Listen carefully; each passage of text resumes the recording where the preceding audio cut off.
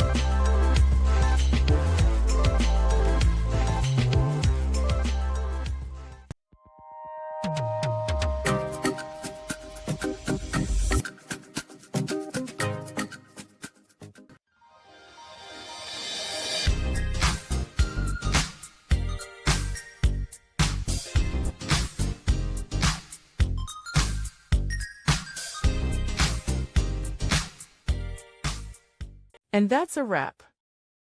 I hope you found the answer you were looking for. If you did, take a second to hit that subscribe button. It really helps out. And let me know in the comments which solution worked best for you. See you next time in the debug zone.